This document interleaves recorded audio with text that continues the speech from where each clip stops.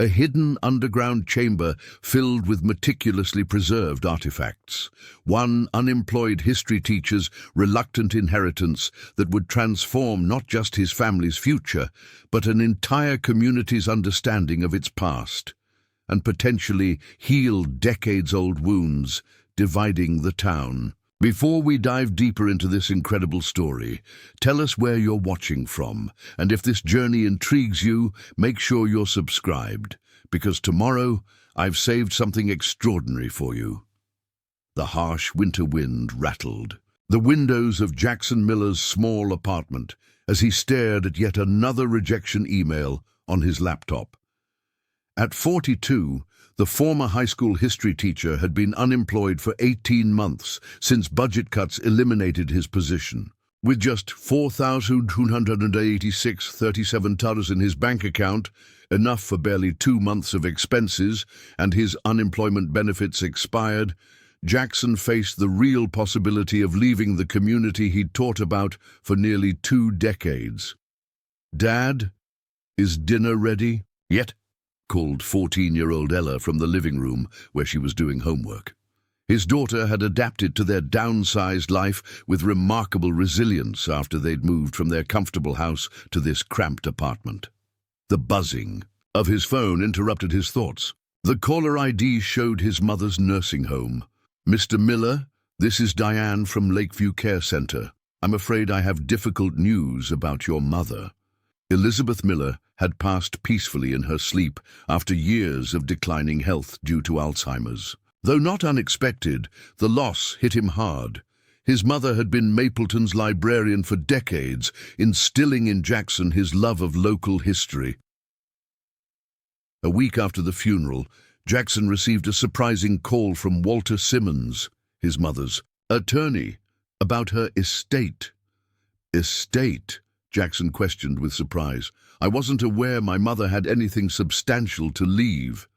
The next morning in Walter's wood-paneled office, the elderly attorney slid a folder across the desk containing photographs of a weathered farmhouse. "The Miller homestead," Walter explained.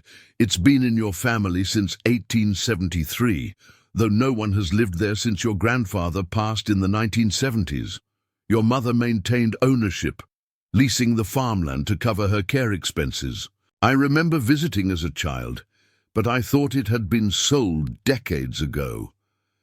The house itself has been vacant for nearly 50 years, though the 80 acres of fertile farmland have been continuously farmed. However, there are complications." Walter handed Jackson a property tax assessment showing an outstanding balance of $12,400. The property taxes are substantially in arrears. Without the lease income, as your mother stopped renewing it during her cognitive decline, you have approximately 45 days before the county begins foreclosure proceedings. Jackson stared at the figure, nearly 3 times his current bank balance. "I don't have this kind of money," he admitted. "Could I sell the property quickly?" "That's an option, though development companies would offer substantially below market value, knowing your time constraints. There's also the matter of community sentiment. The Miller homestead is one of the oldest original farms in the county." Jackson left with a ring of old keys, a folder full of property documents, and a weight of responsibility he hadn't anticipated. That evening, Ella insisted they visit the property before making any decisions. "It's our family history, Dad. You always told your students how important it is to connect with the past." That Saturday, they drove the 5 miles outside town to find a rusted wrought iron gate marking the entrance to a long gravel driveway flanked by ancient oak trees. The 2-story farmhouse had once been white, but had weathered to a grayish hue. The wraparound porch sagged in several places, and many windows were boarded over. "It's like stepping back in time," Ella whispered as they approached. "It's beautiful, Dad." Inside, sheets draped over furniture created ghostly silhouettes throughout the downstairs rooms. Despite the dust and cobwebs, the house retained a certain dignity, solid oak woodwork, high ceilings, and craftsmanship from another era.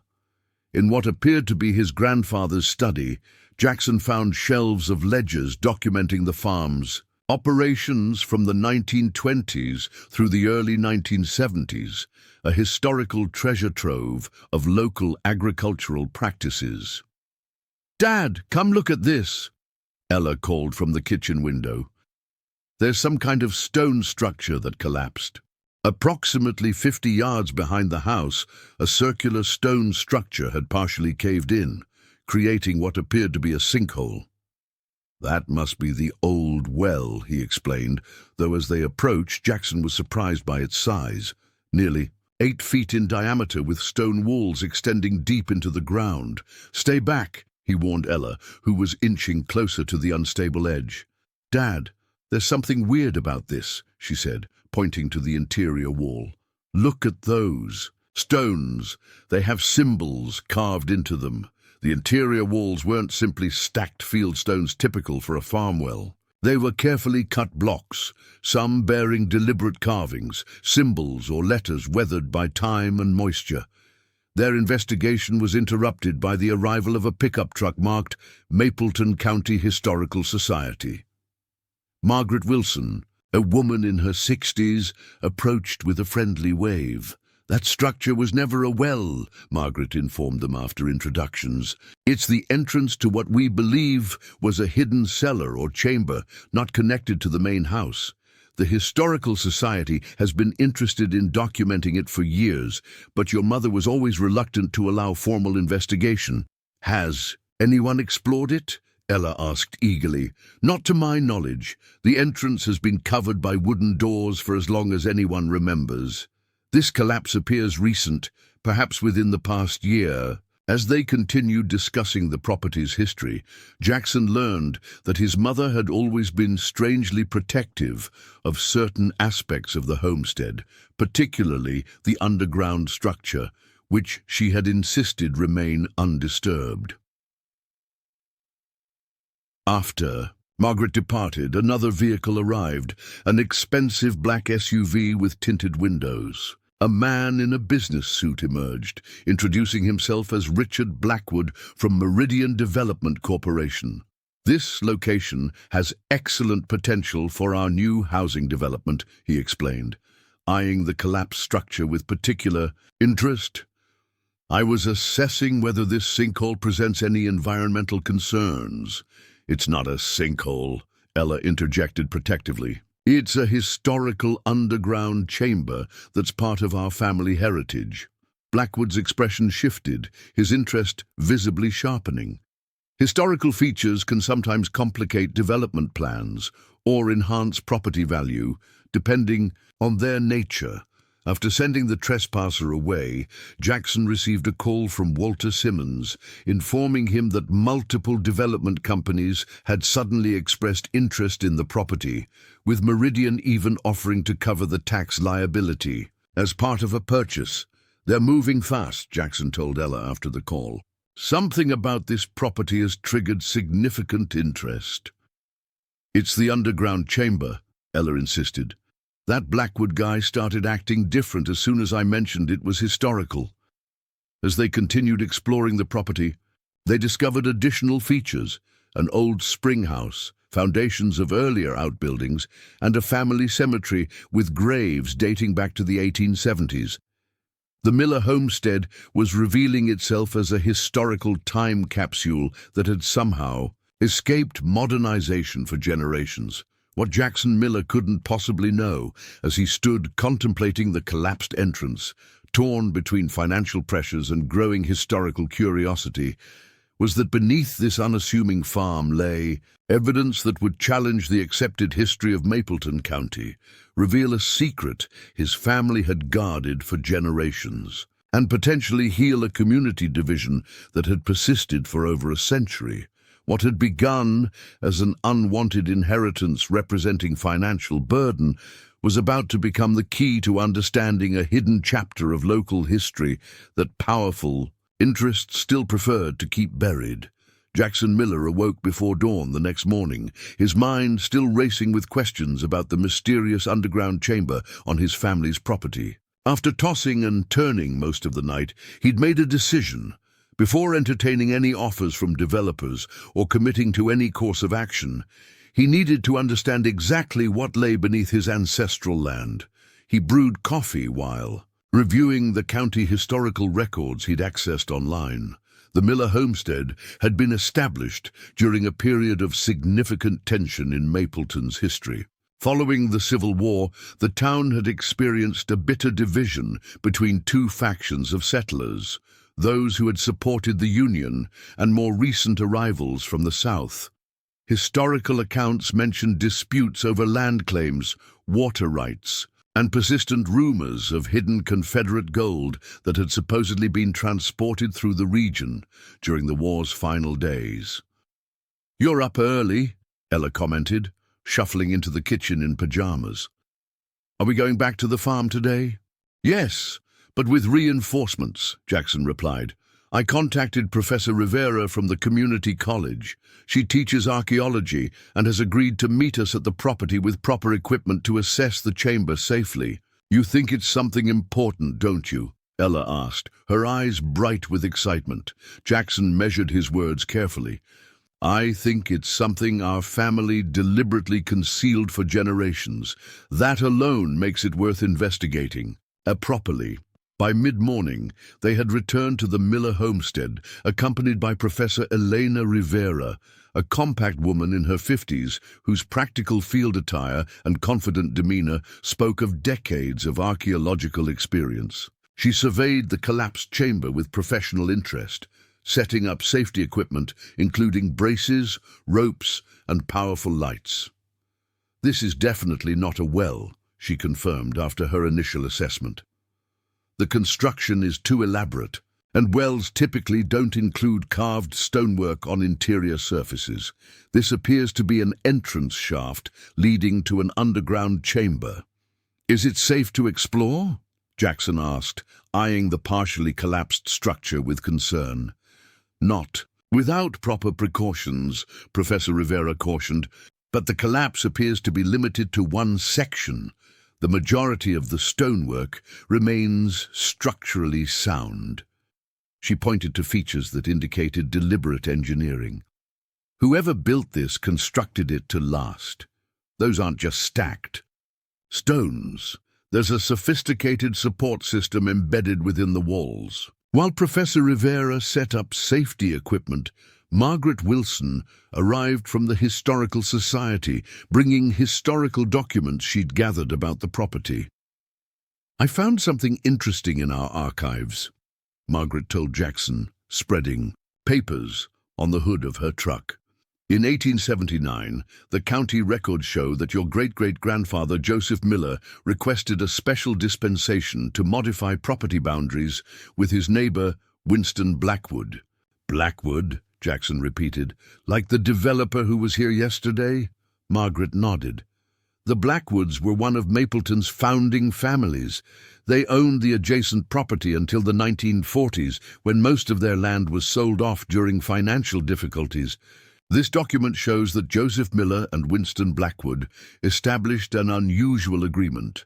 Miller purchased a small triangle of Blackwood's land that contained a natural spring, in exchange for what's described only as considerations of mutual benefit and secrecy. Jackson studied the yellow document with growing interest. "And this triangular parcel, where was it located?" Margaret pointed to a hand-drawn map attached to the agreement. "Right where that underground chamber is situated. Your family specifically acquired that parcel, which suggests the chamber might have already existed or was planned for construction at that time." Professor Rivera, who had overheard the conversation, joined them with a thoughtful expression. "That timing would align with the construction style, post-Civil War, pre-1880s. But why would someone build an elaborate underground chamber and then transfer the land containing it?" "Perhaps it was something both families wanted to conceal," Jackson suggested, the historian in him connecting possible dots. The period was marked by significant tensions between former Union and Confederate sympathizers in this region. As they discussed historical possibilities, Professor Rivera's assistant finished securing safety equipment around the chamber entrance. "We're ready for a preliminary assessment," she announced. "I'd like to lower a camera first to document the interior before anyone attempts entry." They gathered around as Professor Rivera deployed a specialized camera attached to a flexible cable, feeding it carefully into the opening. The camera's feed displayed on a tablet, revealing the interior of the chamber as the device descended. "This is remarkable," Professor Rivera breathed as the images appeared. "These aren't rough-hewn farm structures. This stonework shows sophisticated masonry techniques." The camera continued its descent, revealing an arched doorway approximately 8 feet below ground level, confirming what Ella had spotted the previous day. As Professor Rivera maneuvered the camera through the archway, they got their first glimpse of what lay beyond, a large rectangular chamber with walls lined with what appeared to be shelving or storage compartments. "It's intact," Margaret whispered, in awe. "After all these years, the chamber is completely preserved." The camera revealed numerous objects stored on the shelves, wooden crates, metal containers, and what appeared to be document boxes, carefully arranged throughout the space. In one corner stood a desk with papers still laid out as if someone had just stepped away momentarily, frozen in time for over a century. "This isn't just storage," Jackson observed, his historian's training immediately recognizing the significance. This was a working space, an underground office or headquarters of some kind. Professor Rivera nodded in agreement. "The preservation is exceptional due to the constant temperature and humidity underground.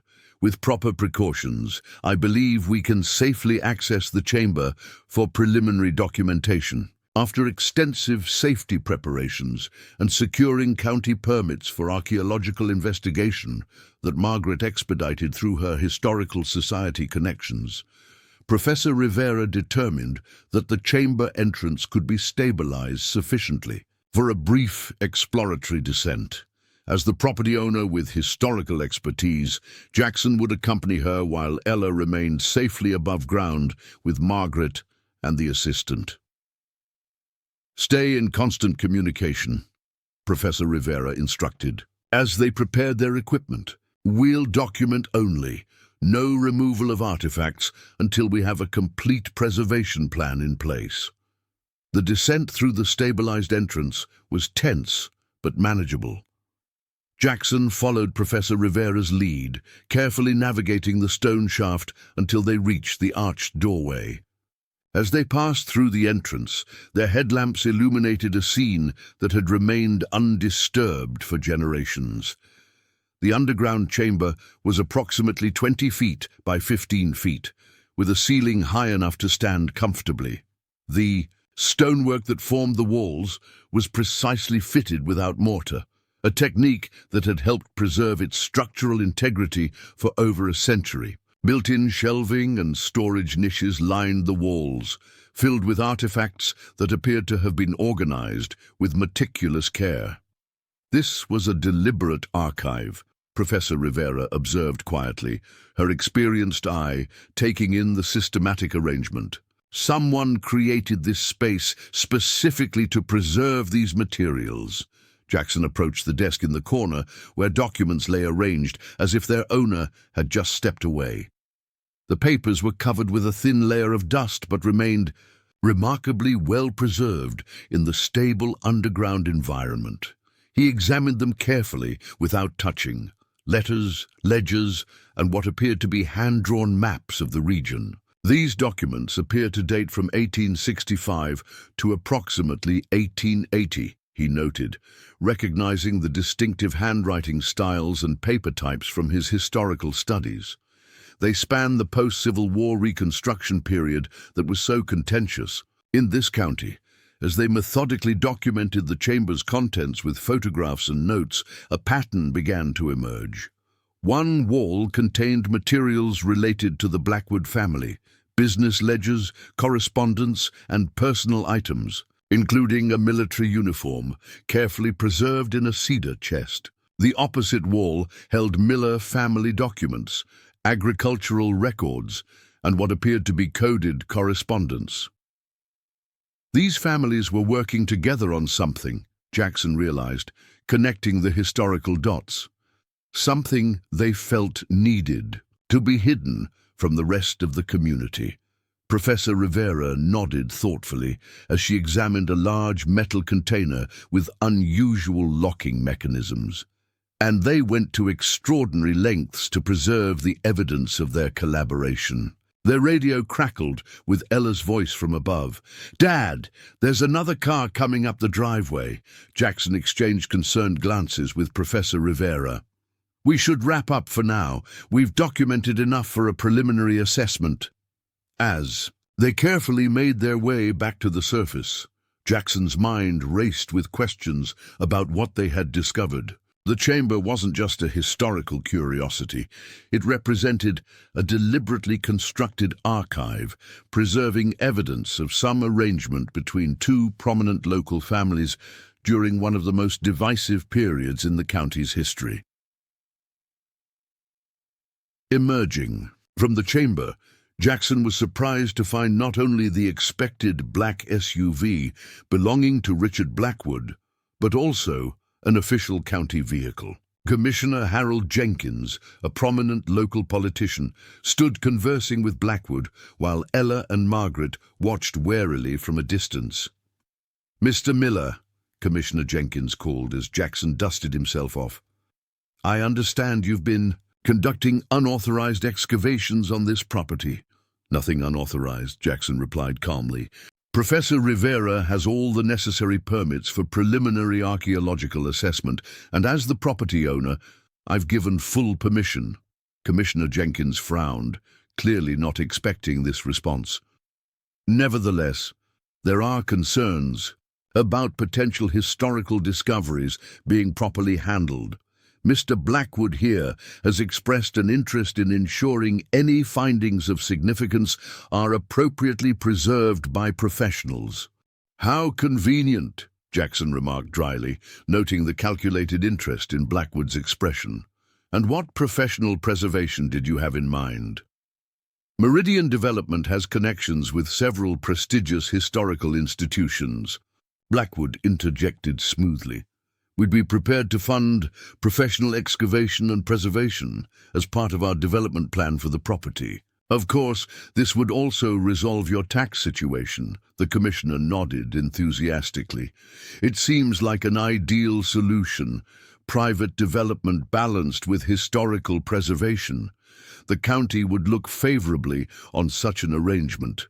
Professor Rivera stepped forward. "As the archaeological expert on site, I should note that preliminary findings suggest this may qualify for emergency historical designation, which would put any development plans on hold pending full assessment."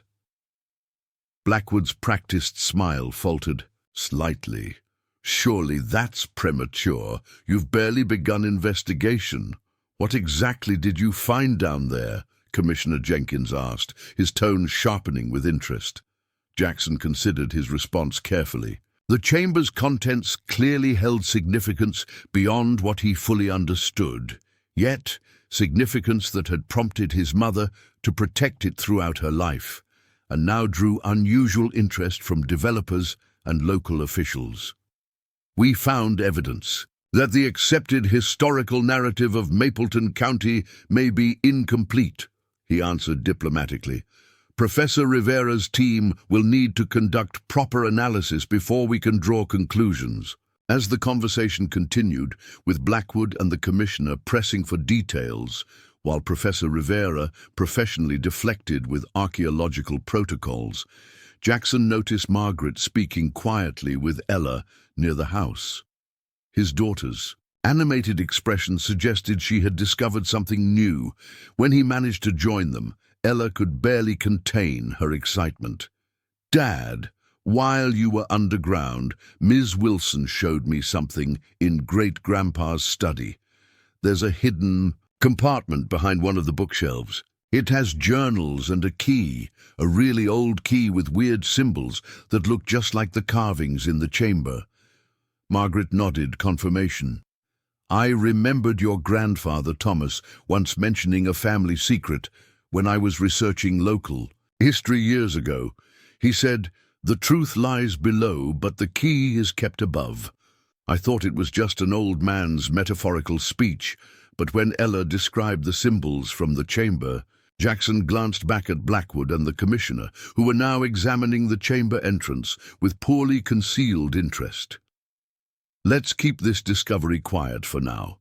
I think it's time we understood exactly what my family has been protecting all these years, before others decide its fate. What Jackson Miller couldn't yet comprehend was that the chamber and its contents represented far more than just local historical curiosity. The collaborative secret that the Miller and Blackwood families had preserved underground would challenge the fundamental narrative upon which Mapleton's social divisions had been built for generations, and reveal acts of courage, reconciliation, and sacrifice that powerful interests had worked to keep hidden since the tumultuous days following the Civil War. The evening sky darkened over the Miller homestead as Jackson, Ella, Professor Rivera, and Margaret gathered in the dusty study to examine their latest discovery, with Commissioner Jenkins and Richard Blackwood finally departed after extracting promises of official updates on any findings. They could now focus on the hidden compartment Ella had discovered. Behind the bookshelf, it's an old librarian's trick, Margaret explained, as she demonstrated how a particular book, when pulled halfway, triggered a mechanism that released a panel beside the fireplace. Your mother showed me similar hidden shelves in the county library building. I never imagined your grandfather would have installed one here. The compartment contained a leather-bound journal with Thomas Miller, private records, embossed on the cover, alongside a brass key with intricate symbols that matched the carvings they had observed in the underground chamber. This looks like it dates to the 1940s or 50s, Jackson noted as he carefully opened the journal. The brittle pages contained his grandfather's precise handwriting, entries spanning decades of observations, family history, and explicit instructions regarding the underground chamber. The first entry, dated April 1947, set the tone. Today, Father entrusted me with the family's greatest responsibility. As with each generation since Joseph's time, a Miller must serve as guardian of the truth that lies beneath our land. The chamber must remain sealed and its contents protected, not from historical interest, but from those who would distort its significance for their own purposes. Jackson read sections aloud as Professor Rivera documented the journal with photographs. The entries revealed that Thomas Miller had meticulously maintained the chamber throughout his lifetime, periodically checking its structural integrity and ensuring the contents remained preserved. Most intriguing were references to the reconciliation, documents and evidence that contradicts the accepted record. Thomas repeatedly emphasized that the chamber's contents represented the true foundation of Mapleton, not what is taught in schoolbooks or celebrated in county pageants. Your grandfather knew this historical record was significant, Professor Rivera observed. He was practicing amateur preservation decades before many professional institutions adopted similar protocols. As they continued examining the journal, a particular entry from 1963 caught Jackson's attention. Richard Blackwood Sr. visited today, the first approach from that family in my lifetime. He inquired about certain family documents that might help with financial difficulties. I reminded him of the pact, that the chamber's contents belonged to history, not to either family alone. He seemed desperate, but accepted the refusal. I fear the Blackwood financial decline may eventually threaten our shared secret. That explains the current Blackwood interest, Margaret noted. Family knowledge passed down through generations, though perhaps without the ethical commitment your grandfather maintained. Ella, who had been examining the brass key, spoke up. There's something written on the key handle, really tiny letters. She passed it to Jackson, who used his phone's magnifier feature to read the miniature inscription. "Two families, one truth beneath divided land," Jackson read aloud, "and a date, 1879. Margaret's eyes widened. That's the same year as the land transfer between Joseph Miller and Winston Blackwood. The journal's final entries, written in shakier handwriting as Thomas aged, contained explicit instructions for future generations. The chamber was to remain sealed unless specific circumstances arose, including threats to the property's integrity or when societal conditions allow for the truth to heal rather than harm. Your grandfather believed this historical evidence had the power to either divide or reconcile the community, Professor Rivera noted. He was practicing contextual preservation, protecting not just the artifacts, but their potential impact. The last entry, dated just months before Thomas Miller's death, contained a warning. "To my successors, be vigilant against those who would use these records for personal gain or to reinforce divisions." The chamber was created as testimony to courage and reconciliation, not as a weapon for ongoing conflict. When the time comes to reveal its contents, ensure the full truth emerges, not selective evidence that serves existing prejudices. Jackson closed the journal thoughtfully. "My grandfather was protecting something he believed could fundamentally change Mapleton's understanding of its own history. And now, with development pressures and my tax situation, that protection is at risk." "The key clearly opens something in the chamber," Ella pointed out. "We need to go back down there." Professor Rivera shook her head. "Not tonight. We need proper lighting and documentation equipment. And given the interest from the Commissioner and Blackwood, we should have witnesses present, impartial observers, who can verify whatever we find." "I can contact the State Historical Preservation Office," Margaret offered. "They could send representatives by tomorrow afternoon, and perhaps local media.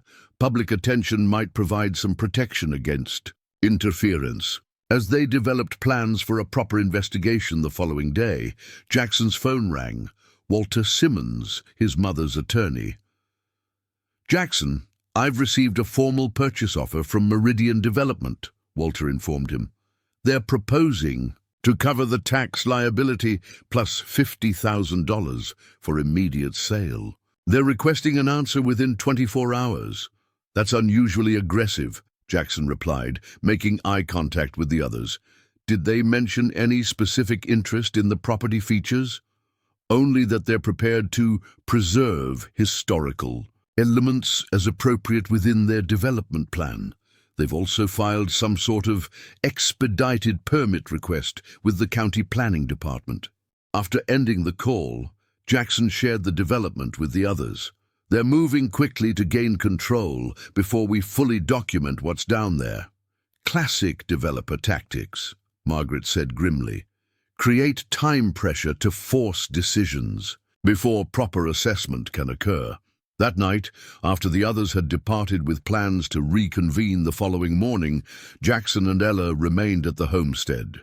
Despite the dust and neglect, they decided to stay overnight, partly to protect the property from unauthorized visitors, and partly because neither wanted to leave this newfound connection to their family legacy. They set up sleeping bags in the main living room, the space partially cleared of dust sheets and illuminated by battery-powered lanterns. The old house creaked and settled around them, its sounds simultaneously unsettling and comforting. "Dad," Ella said, as they prepared for sleep, "do you think Great-Grandpa Thomas would want us to sell this place?" Jackson considered the question. "And carefully. Based on his journal, I think he valued this land for what it preserved, both in memory and in physical evidence. He saw himself as a guardian of something important." "Then we can't sell to those developers," Ella stated with the straightforward clarity of youth. "Not until we know what we're protecting." "It's not that simple, honey. The tax bill alone." "There has to be another way," Ella insisted. "If this history is as important as everyone seems to think, there must be grants or something. Ms. Wilson mentioned that, right?" Jackson nodded, his daughter's determination reminding him of his own passionate lectures to students about the importance of preserving local history. He had spent years teaching young people to value their community's past, and now his own. Family's legacy presented a challenging test of those principles. Before dawn, Jackson awoke to the sound of vehicles on the gravel driveway. Moving carefully to the window, he was alarmed to see two unmarked trucks and several workers unloading equipment near the chamber entrance. He quickly pulled on his clothes and shoes, grabbing his phone to document whatever was happening.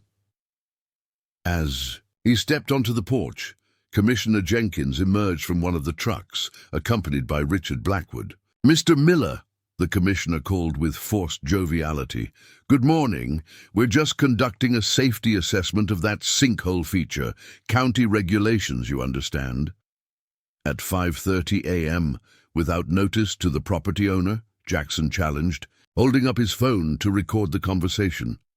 "This looks more like an attempt to access the historical site without proper archaeological protocols." Blackwood stepped forward. "We're simply concerned about structural stability affecting neighboring properties. The county has easement rights for safety inspections. Neighboring properties that your company happens to have options to purchase." Jackson noted pointedly, "This is trespassing, Commissioner. I'm contacting the State Historical Office and my attorney." As Jackson made a show of dialing, the commissioner hesitated, clearly unwilling to have his actions documented in potential legal proceedings. After a tense standoff, he signaled the workers to pack up their equipment. "We'll return with proper permits and documentation," he warned as they departed. "That chamber represents a potential safety hazard that the county has jurisdiction to address." Once they had left, Ella joined her father on the porch, having witnessed the confrontation from inside.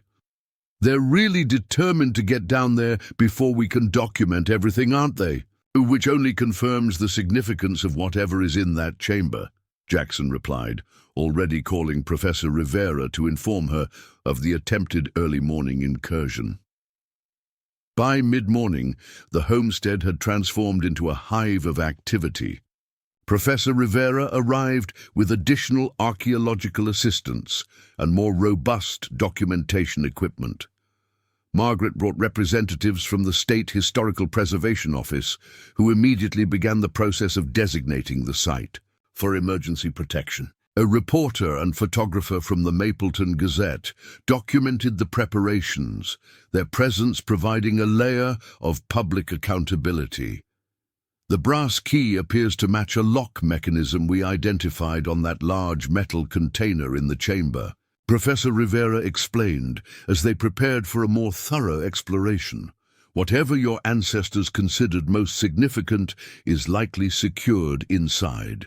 As Jackson prepared to descend into the chamber once again, this time with proper lighting, documentation equipment, and official witnesses, he felt the weight of generations of family responsibility settling on his shoulders. His grandfather's journal had made it clear that the contents of this underground archive had been deliberately preserved for a purpose, not just as historical curiosity, but as potential reconciliation for long-standing community divisions. Walter Simmons arrived. Just as they were about to begin, bringing news that Meridian Development had increased their offer substantially and was now threatening legal action regarding access to the potentially dangerous sinkhole on the property. "They're getting desperate," Jackson observed. "Which makes me even more certain we need to understand exactly what's down there before making any decisions." With state officials, media representatives, and historical experts witnessing, Jackson and Professor Rivera descended once again into the chamber. This time, with proper lighting illuminating every corner, the full extent of the preserved archive became clear. The shelving contained hundreds of documents, artifacts and records organized with meticulous care. While Professor Rivera directed her team in systematic documentation of the overall contents, Jackson approached the large metal container they had noted during their first visit. The brass key from his grandfather's hidden compartment fit perfectly into the elaborate lock mechanism. "We're recording," Professor Rivera confirmed, as state officials and the media representative watched intently from the chamber entrance. "Whatever is inside will have multiple witnesses and documentation." Jackson turned the key, feeling the mechanism release with surprising smoothness after decades of dormancy. As he carefully opened the container's heavy lid, he revealed a collection of documents arranged with particular care. Official-looking papers, personal letters, maps, and what appeared to be a leather-bound manuscript centered prominently atop. The collection. He carefully lifted the manuscript, which bore a simple title written in faded ink. "The True Account of Mapleton's Founding, a Record of Reconciliation and Shared Purpose, 1865-1879. As Jackson opened to the first page and began to read aloud to the witnesses, he immediately understood why his family had protected these materials for generations, and why certain interests might prefer they remain buried. The narrative that began to unfold directly contradicted the established historical account that had shaped the town's identity, politics, and persistent social divisions for over a century. The manuscript's opening lines made its significance immediately clear. This record is established by mutual agreement between Joseph Miller and Winston Blackwood, former adversaries in our nation's great conflict, who found through personal tragedy and shared purpose that reconciliation serves truth better than perpetual division. The following account, supported by the documentation preserved herewith, corrects falsehoods that powerful interests have established as Mapleton's official history. What Jackson held in his hands was nothing less than an alternative history of Mapleton's founding, one that revealed collaboration rather than division, shared sacrifice rather than ongoing animosity, and most significantly, a deliberate effort by certain powerful families to maintain social divisions for economic benefit long after the original participants had chosen reconciliation. As he continued reading sections aloud for the official record, Jackson realized that his grandfather had been right. These weren't just historical curiosities, they were potentially transformative truths that could finally heal divisions that had persisted in Mapleton for generations. The Mapleton County Courthouse meeting room was filled beyond capacity as Jackson Miller stood before the Historical Preservation Committee, the manuscript from the underground chamber placed carefully on the table before him. 3 days had passed since its discovery. Days of intense activity, threats, offers, and growing public interest as word spread about the potentially revolutionary historical find beneath the Miller homestead. This document fundamentally changes our understanding of Mapleton's post-Civil War development, Jackson explained to the 7 committee members and the crowd of citizens who had gathered for the public hearing. Joseph Miller and Winston Blackwood, traditionally portrayed as bitter enemies representing northern and southern factions, were in fact secret collaborators who worked to heal divisions while powerful commercial interests sought to maintain them. Commissioner Jenkins, seated in the front row beside Richard Blackwood, interrupted. "Mr. Miller, while these historical curiosities are interesting, this hearing is specifically about your request for emergency historical designation to delay your property tax obligations. We should focus on the relevant regulations rather than unverified historical claims." The committee chairwoman, Dr. Harriet Washington, fixed the commissioner with a stern look. "As a historian myself, I consider the verification of significant historical documents highly relevant to determining whether emergency designation is warranted. Please continue, Mr. Miller." Jackson nodded gratefully and proceeded to outline the manuscript's most significant revelations. According to the document, Joseph Miller, a Union veteran, and Winston Blackwood, a former Confederate officer, had begun as adversaries when both settled in Mapleton after the war. Their rivalry had been exploited and encouraged by the Preston family, who owned the region's largest mining operation and benefited from maintaining a divided workforce that couldn't unify around labor issues. The turning point came in 1873 when both men lost family members in a mining accident that investigations revealed had resulted from the Preston Mining Company's negligence. United in grief and anger, Miller and Blackwood had begun working together secretly to document Preston's unsafe practices, unfair labor policies, and political manipulation. The underground chamber was constructed as a secure meeting place and document repository, Jackson explained, created specifically where their properties met, accessible from both lands through tunnels that have since collapsed. They gathered evidence, collected testimonies, and prepared to challenge the Preston family's economic stranglehold on the region. A murmur ran through the audience as Jackson displayed photographs of documents from the chamber showing how the Preston family had deliberately perpetuated narratives of North-South animosity to prevent worker solidarity.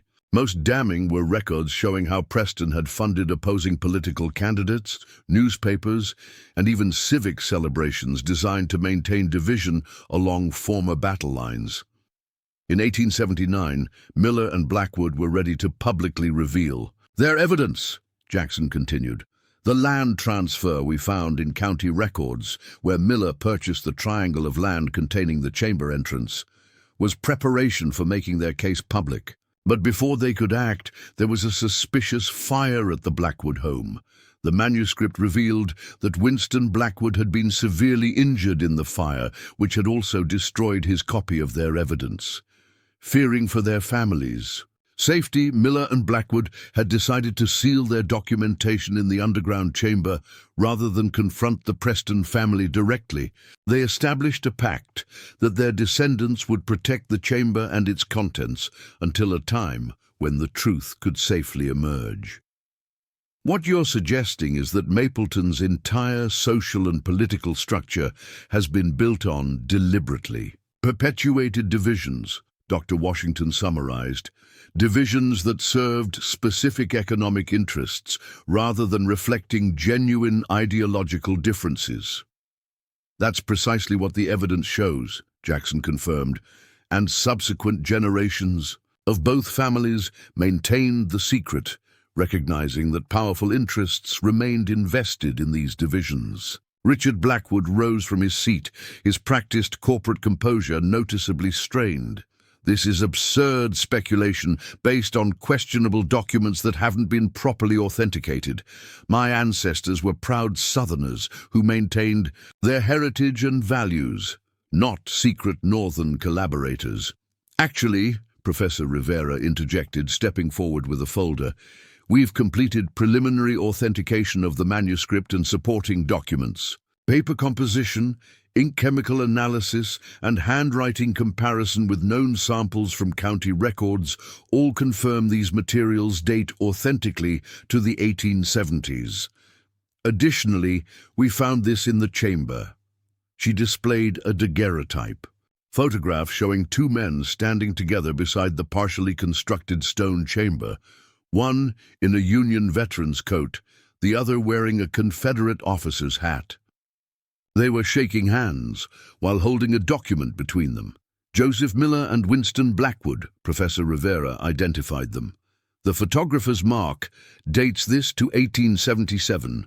The visual evidence supports the written account. Richard Blackwood's face flushed with anger or embarrassment, perhaps both. This changes nothing about the current situation.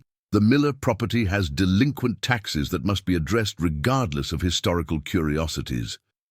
At this point, Walter Simmons stepped forward with legal documents. As Mr. Miller's attorney, I've submitted an application for emergency historical designation under State Code 47.3.2, which specifically allows tax deferment for properties containing significant historical discoveries pending proper assessment. The State Historical Office has already provided preliminary support for this designation. The committee members conferred briefly before Dr. Washington addressed the room.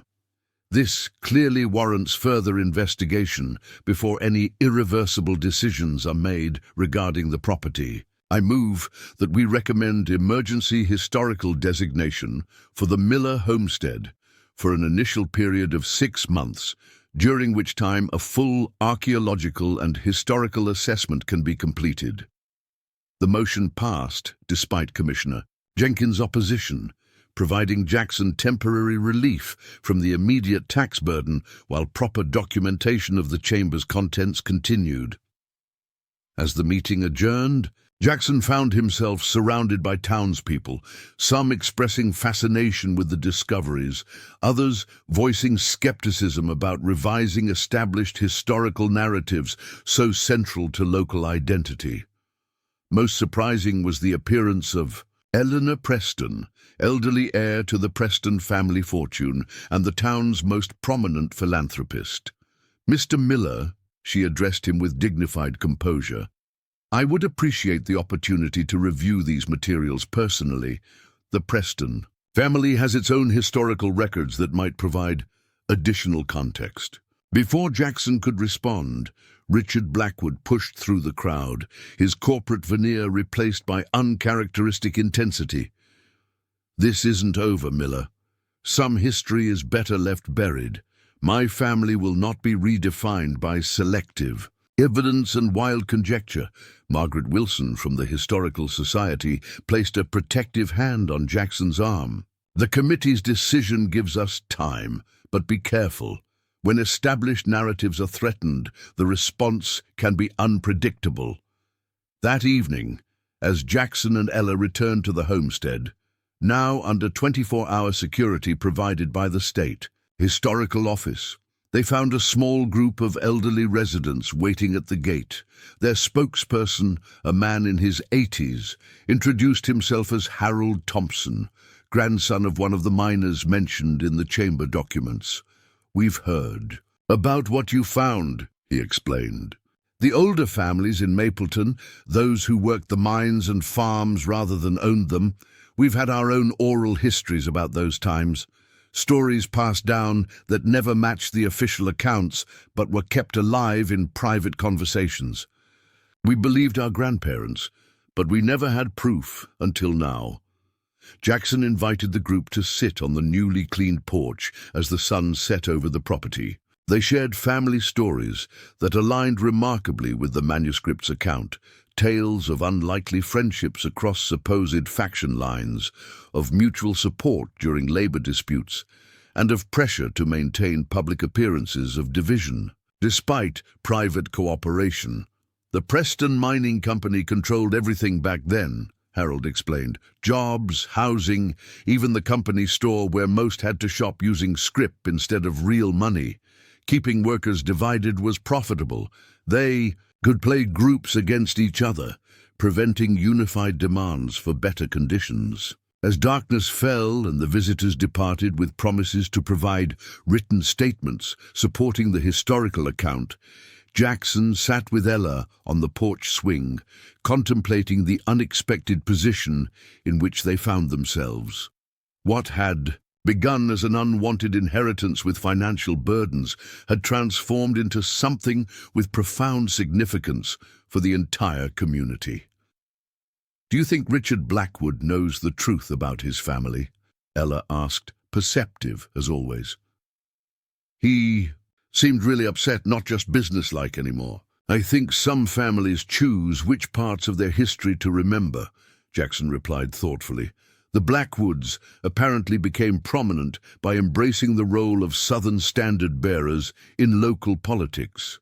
Acknowledging their ancestors' cooperation with a Northern veteran would undermine generations of political positioning." His phone rang, Margaret Wilson calling with troubling news. "Jackson, someone broke into the Historical Society office tonight. The only things taken were our copies of the chamber photographs and the preliminary authentication report."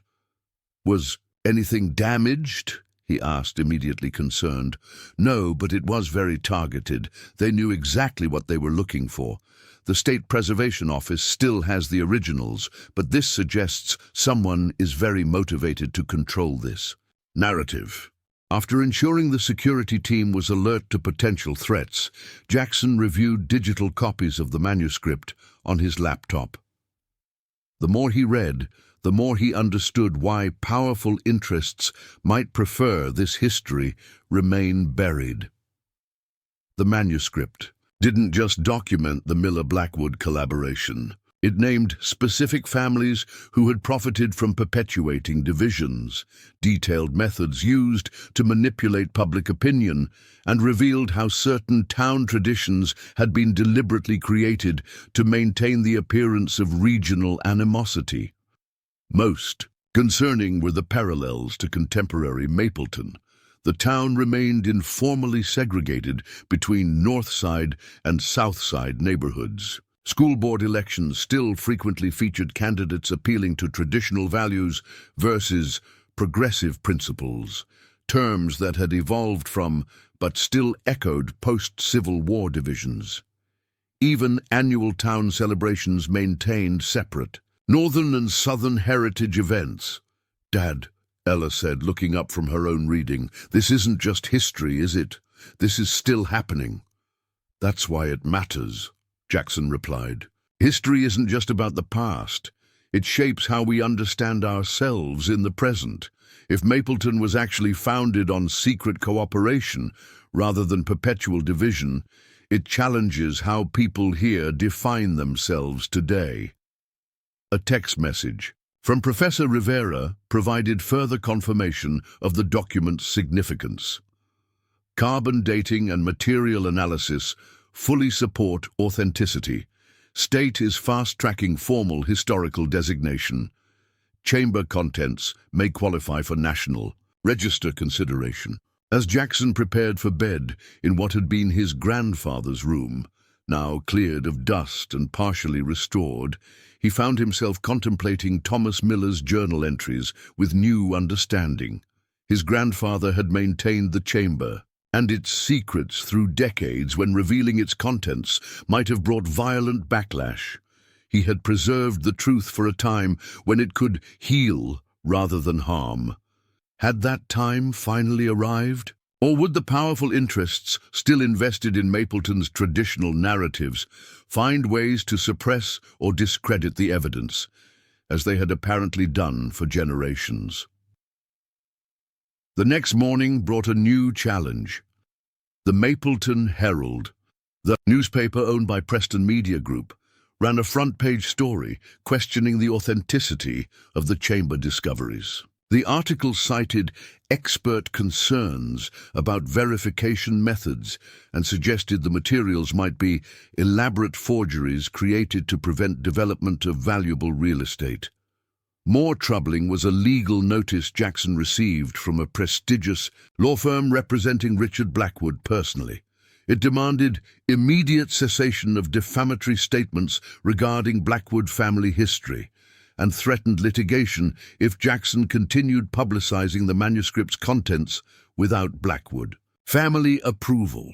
As Walter Simmons reviewed the legal threat, his expression grew concerned. They can't actually prevent historical research, but they can tie you up in expensive legal proceedings, classic intimidation tactic. So they can't stop the truth, but they can make it financially impossible for me to be the one who reveals it, Jackson concluded. The attorney nodded grimly. Precisely, and with your existing financial constraints, Jackson faced a critical decision point. The emergency historical designation provided temporary protection for the property and its contents, but powerful local interests were mobilizing to discredit the findings or at minimum control their interpretation. His personal financial situation remained precarious despite the temporary tax deferment, and now legal threats raised the stakes of continuing to champion the alternative historical narrative. What had begun as an unexpected inheritance had evolved into a profound responsibility, not just to his family legacy, but to historical truth and potentially to healing long-standing community divisions. But standing firm would come at considerable personal cost and risk. As Jackson weighed his options, Ella placed Thomas Miller's journal in his hands, open to a passage his grandfather had written decades earlier. Truth has a power that transcends those who discover it. Our role is not to judge when it should emerge, but to ensure it survives until it can be known. Courage is not the absence of fear, but the determination that something else matters more. Rain fell steadily on the Miller homestead as Jackson stood at the study window, watching security personnel patrol the property perimeter. A week had passed since the historical committee hearing, a week of increasing pressure and polarization. Throughout Mapleton, the discovery in the underground chamber had ignited a community-wide debate about local history, identity, and the power structures that had shaped the town for generations. The Mapleton Herald continued publishing articles questioning the authenticity and significance of the documents, while social media buzzed with heated exchanges between those eager to embrace the revised historical narrative and others who viewed it as an attack on cherished traditions. The town had effectively divided itself into camps, those supporting investigation of the chamber's contents and those who preferred to maintain established historical accounts. "Dad, you need to see this," Ella called from the living room where she'd been monitoring online discussions about their discovery. She turned her laptop to show him a newly created website titled Mapleton Truth Coalition, featuring digitized copies of some of the chamber documents, alongside oral histories collected from elderly residents whose family stories aligned with the manuscript's account. "Who created this?" Jackson asked, surprised by the professional quality and comprehensive content. "It just launched this morning," Ella explained. "Look at the About Us section." The coalition identified itself as a diverse group of Mapleton residents committed to historical accuracy and community healing. Most striking was the list of founding members, which included prominent citizens from both traditionally northern and southern Mapleton families, including several respected local educators, business owners, and faith leaders. As Jackson reviewed the site, his phone rang. Dr. Harriet Washington from the Historical Committee. "Mr. Miller, are you aware of this new coalition?" she asked without preamble. "I just discovered it myself," he admitted. "I had no involvement in its creation." "Well, it's causing quite a stir. The mayor has called an emergency town council meeting for tomorrow evening to address what he's calling divisive historical revisionism. I suspect Commissioner Jenkins is behind this. They're framing your discovery as a threat to community harmony rather than an opportunity for reconciliation." After ending the call, Jackson found himself facing a crucial decision point. The growing community interest meant the historical evidence could no longer be suppressed through legal intimidation aimed solely at him. However, the official response was shifting toward portraying the entire investigation as harmful to Mapleton's social fabric. "We need to change the narrative," Jackson told Ella. "They're positioning this as destructive to community identity, when it's actually a story of reconciliation that was deliberately hidden." A knock at the door interrupted their conversation. To Jackson's surprise, Eleanor Preston, the elderly heir to the Preston mining fortune, stood on the porch, accompanied by her personal assistant and driver. "Mr. Miller," she greeted him formally, "I believe it's time we spoke privately about matters of mutual concern." Jackson invited her into the study, where Eleanor settled herself with the dignified composure of someone accustomed to commanding attention. At 87, she remained a formidable presence in Mapleton, her family's philanthropy evident in buildings, parks, and institutions throughout the town. "I've reviewed copies of the documents you discovered," she began directly. "And I've Also examined corresponding materials from my family's private archives. She nodded to her assistant, who placed an ornate leather portfolio on the desk. Inside were letters, ledgers, and photographs dating to the same period as the chamber documents. My grandfather, Charles Preston, succeeded his father as head of Preston Mining in 1889, Eleanor explained. These are his personal papers, preserved within our family, but never made public. They confirm, from the opposite perspective, much of what your manuscript alleges. Jackson examined the materials with growing amazement. Charles Preston's private correspondence explicitly discussed strategies for maintaining necessary divisions among the workforce and ensuring continued identification with regional loyalties rather than economic class interests. "You've known about this?" Jackson asked, struggling to reconcile Eleanor's apparent openness with her family's historical role. "Not until recently," she clarified. "These papers were sealed in our family vault, with instructions they remain unopened until 50 years. After my father's death, that date arrived just last year." Her expression reflected complex emotions, family loyalty mingled with evident moral discomfort. "I've spent months reconciling my family's public legacy with these private revelations." Eleanor's candor was unexpected, but her next statement was even more surprising. "Mr. Miller, I'm prepared to publicly acknowledge my family's historical role in perpetuating divisions that served their economic interests. Furthermore, I intend to establish a substantial reconciliation fund to support projects that heal these artificial divisions in contemporary Mapleton."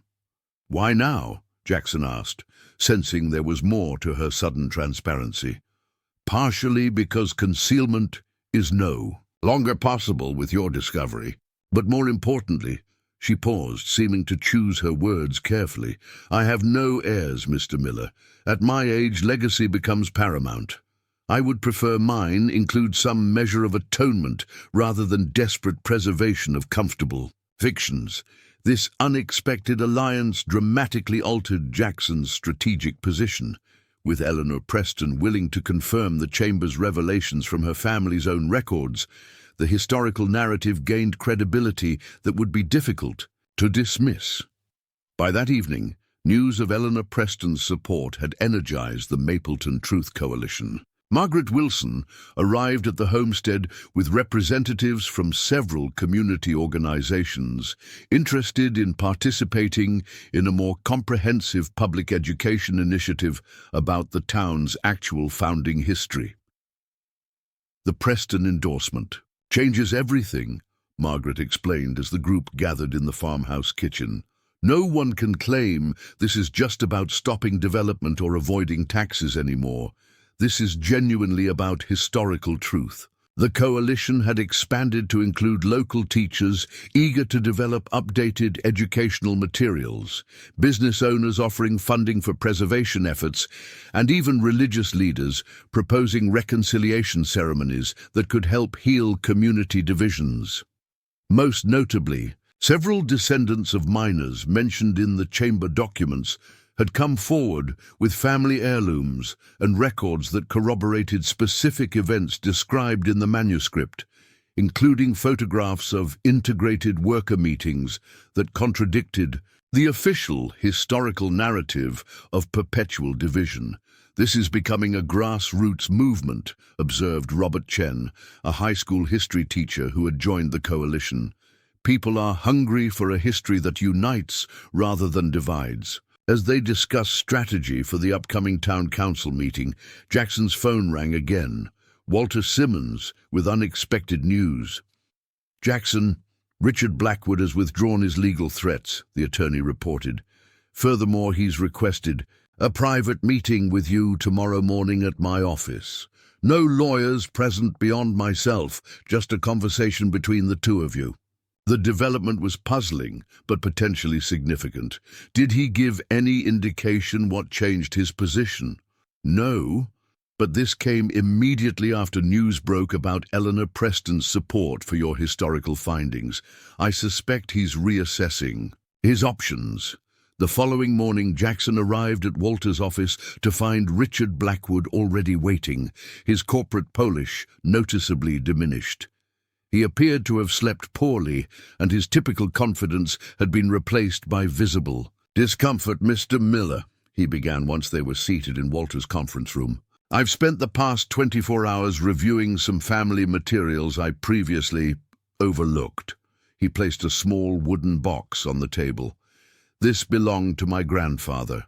He gave it to my father, who passed it to me when I turned 30, with instructions not to open it unless certain circumstances arose. I believe those circumstances now exist." Inside the box was a letter dated 1952 from Winston Blackwood III to future generations of the family.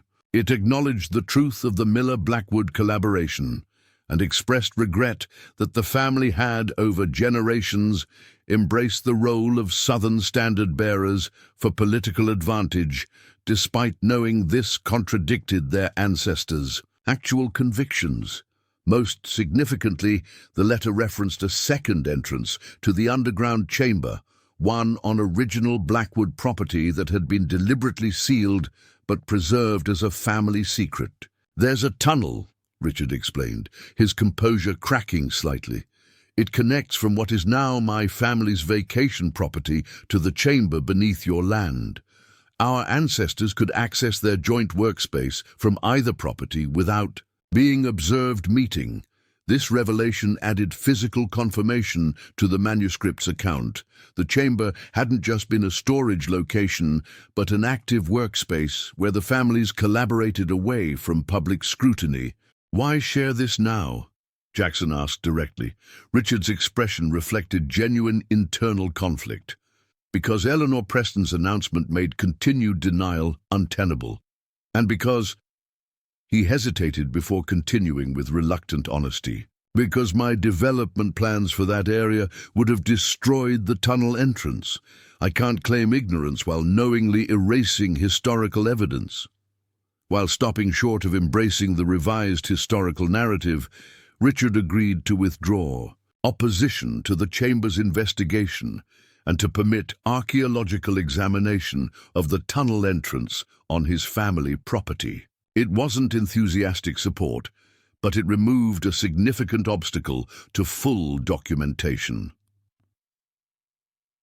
By evening, as the town council meeting convened in Mapleton's community center, the atmosphere had transformed dramatically from one of polarized debate to cautious collective curiosity. The auditorium was filled beyond capacity, with residents from all parts of town gathered to hear presentations about the chamber discoveries. Commissioner Jenkins attempted to frame the discussion as a referendum on maintaining community harmony versus indulging in divisive historical speculation, but his rhetoric fell flat against the coalition's carefully prepared presentation. Jackson, now backed by Eleanor Preston, Professor Rivera, and representatives from both traditionally Northern and Southern Mapleton families, presented a unified case for embracing a more accurate historical understanding that highlighted reconciliation rather than division. "What we've discovered isn't a story of erasing Mapleton's heritage," Jackson explained to the assembled crowd. "It's about recovering a suppressed history of cooperation and mutual respect that powerful interests deliberately concealed for their own benefit." Eleanor Preston's testimony proved particularly powerful. The town's most prominent citizen publicly acknowledged her family's historical role in manipulating community narratives, while announcing the establishment of a $5 million Mapleton Reconciliation Foundation to support educational initiatives, preservation efforts, and community healing projects. "My family helped create artificial divisions that have persisted for generations," the elderly woman stated firmly. "I choose to be remembered as the Preston who helped dismantle them." The meeting concluded with the council voting unanimously. to support the historical designation for the Miller homestead, to provide municipal resources for preserving and studying the chamber's contents, and to create a community advisory board that would help develop educational materials, sharing Mapleton's revised founding narrative. As residents lingered after the formal proceedings, engaging in conversations that crossed traditional town divisions, Jackson found himself at the center of impromptu community planning. Lifelong residents approached him with family stories they'd been reluctant to share previously. Teachers discussed curriculum revisions, and local business owners proposed a heritage tourism initiative centered around the underground chamber and its remarkable contents. What had begun as Jackson's personal financial crisis had evolved into a community-wide reckoning with historical truth, one that offered the potential for healing divisions that had persisted for generations. The unwanted inheritance that had initially seemed a burden had become a catalyst for transformation that extended far beyond the Miller family. As Jackson and Ella drove back to the homestead that night, they passed neighborhoods that had for generations identified as either North Side or South Side Mapleton. Tonight, front porches throughout town were filled with neighbors engaged in conversations that bridged those traditional divisions, many clutching printed copies of the coalition's historical materials. "I think Great-Grandpa Thomas would be proud," Ella observed. "This is exactly what he was protecting those documents for. The right moment when they could heal rather than harm." Jackson nodded in agreement. The century-old chamber beneath their land had preserved not just historical artifacts, but the potential for community transformation, a legacy far more valuable than the property itself could ever be. Spring sunshine bathed the Miller homestead in warm light as Jackson stood on the newly rebuilt porch, watching a team of preservation specialists carefully reinforcing the underground chamber's entrance. 3 months had passed since the town council meeting that had transformed his inheritance from burden to blessing. The property that had once represented financial crisis now stood at the center of Mapleton's most significant community renewal effort in generations. "The structural engineers say we can open for limited public tours next month," Professor Rivera reported as she joined him on the porch. "The chamber itself is remarkably sound after all these years. Your ancestors built it to last." Jackson nodded, still sometimes overwhelmed by how dramatically his circumstances had changed. The emergency historical designation had evolved into permanent protection under both state and national registry programs. The property tax burden that had initially threatened financial ruin had been deferred and ultimately resolved through historic preservation grants. Most significantly, the Mapleton Reconciliation Foundation, established by Eleanor Preston, had provided funding to restore the Miller homestead as a living historical museum and community education center. "The school buses are arriving," Ella called from inside the house, which now featured a small welcome center in what had been the formal parlor. As part of the educational outreach program, local schools brought students to learn about Mapleton's revised founding narrative and the remarkable story of cooperation that powerful interests had suppressed for generations. Jackson watched as 8th graders from Mapleton Middle School filed off the buses, their teacher, Robert Chen from the Truth Coalition, organizing them into groups. These educational visits had become a cornerstone of the community healing process, allowing young people to understand their town's history without the artificial divisions that had shaped previous generations. "Mr. Miller, we finished that project, based on the chamber documents," one student called excitedly. The class had been working on creating modern interpretations of the Miller-Blackwood collaboration, translating 19th-century reconciliation efforts into contemporary contexts. "I can't wait to see it," Jackson replied, genuinely impressed by how enthusiastically young people had embraced this more complex but ultimately more hopeful version of local history. As the students began their tour with Professor Rivera's assistant, Jackson's phone rang. Walter Simmons calling with updates on the legal framework for the historical foundation that would ultimately manage the property. "The paperwork is nearly complete," Walter reported. "Once established, the foundation will ensure the homestead and chamber remain protected regardless of future ownership. The board structure you proposed, with equal representation from historically divided community segments, has been approved by all stakeholders. This legal structure represented the culmination of Jackson's vision for converting his personal inheritance into community legacy. While he would retain living rights to the restored farmhouse, the property itself would be preserved through a trust that ensured its historical significance remained accessible to future generations." One other interesting development, Walter added. Richard Blackwood has officially donated the portion of his family property containing the tunnel entrance to the foundation. It appears your historical revelations have affected him more deeply than he initially let on. This news confirmed Jackson's impression that Blackwood had been genuinely shaken by confronting his family's suppressed history. While still not publicly embracing the reconciliation narrative, his actions increasingly suggested private acknowledgement of its significance.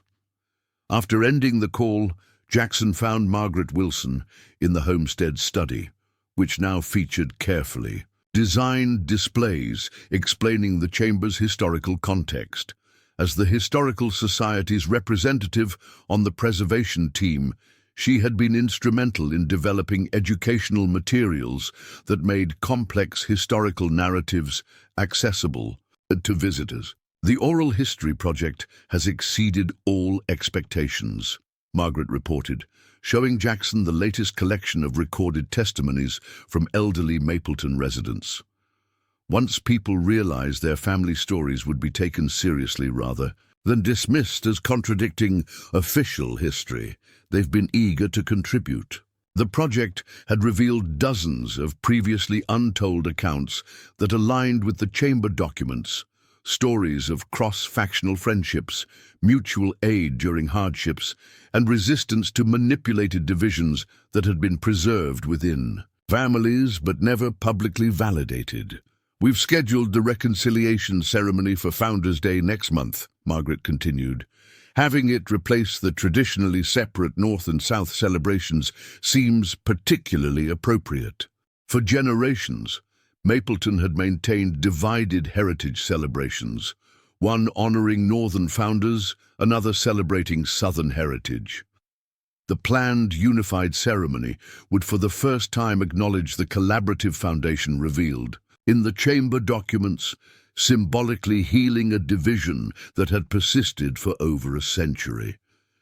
Jackson's contemplation of this progress was interrupted by the arrival of another vehicle, an elegant town car from which Eleanor Preston emerged, with her assistant. At 87, her physical strength was diminishing, but her determination to reshape her family's legacy remained unwavering. "Jackson, I need your input on the museum design," she stated without preamble as she entered the house. The Preston Mining Museum was being thoroughly revised to accurately represent the company's historical role in community divisions, rather than the sanitized version presented for generations. The architects have proposed incorporating elements that visually represent how artificial divisions were deliberately created and maintained, Eleanor explained, reviewing blueprint modifications. "I want to ensure we're being honest without being needlessly provocative." Their working relationship had evolved into genuine collaboration despite the historical opposition of their families. Eleanor's commitment to truth and reconciliation, even when it complicated her family's legacy, had earned Jackson's respect and trust. As they discussed the museum modifications, Ella burst into the study with exciting news. "Dad!" The archaeology team found something else in the chamber, a hidden compartment behind one of the stone blocks. They're bringing it up now. Outside, preservation specialists had gathered around a small metal box recovered from a concealed niche. In the chamber wall, Professor Rivera supervised as they carefully documented its position and condition before attempting to open it. The location suggests this was deliberately hidden, even within the already secure chamber, Professor Rivera noted, something the families considered particularly sensitive. The box's lock mechanism had corroded over decades underground, requiring careful application of preservation techniques before it finally yielded. Inside, wrapped in oilskin that had protected it from moisture, lay a leather-bound journal with personal account W. Blackwood and J. Miller embossed on the cover. Unlike the formal manuscript discovered earlier, this journal contained private reflections written in alternating handwriting, sometimes Miller's, sometimes Blackwood's, documenting their personal journey from bitter enemies to reluctant collaborators, and eventually to genuine friendship. The earliest entries reflected mutual suspicion and lingering Civil War animosities. A pivotal entry from 1873 described their shared grief following the mining accident that had claimed both their family members. "Today I help bury Miller's son alongside my brother," Blackwood had written. "Standing at those graves, our previous quarrels seemed hollow beyond words.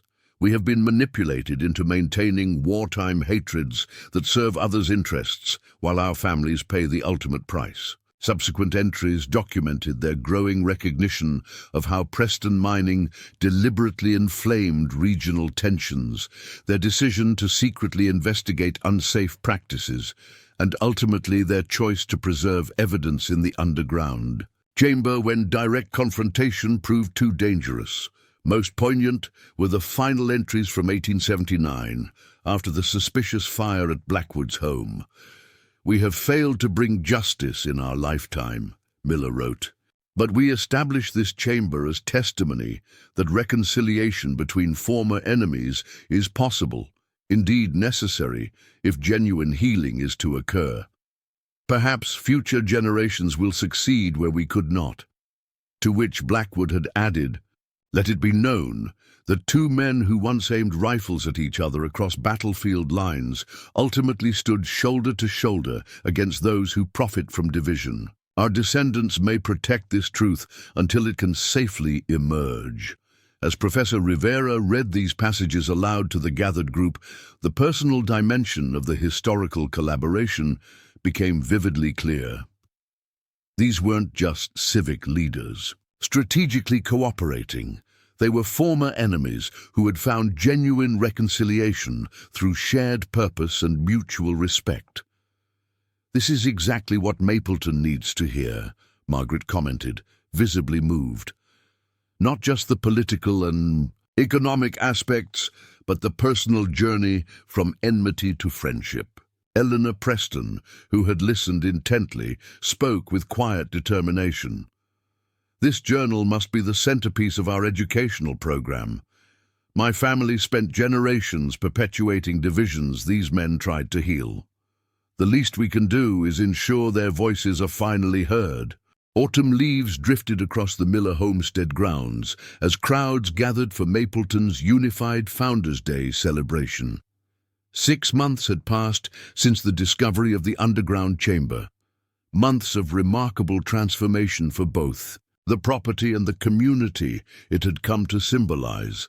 Jackson Miller stood near the restored chamber entrance, now protected by a carefully designed structure that preserved its historical integrity while allowing visitor access. Next to him, Ella helped guide guests toward the viewing area where they could observe the preserved historical materials in museum-quality display cases. "Hard to believe this all started with an unpaid tax bill," remarked Margaret Wilson, joining them as another group of visitors moved through the exhibition. "You've accomplished something remarkable here, Jackson." Indeed, the transformation had exceeded anyone's expectations. The Miller homestead, once dilapidated and threatened with foreclosure, now stood fully restored as the Mapleton Historical Center. The underground chamber had been professionally preserved with climate-controlled conditions that protected its contents while making them accessible to researchers and visitors.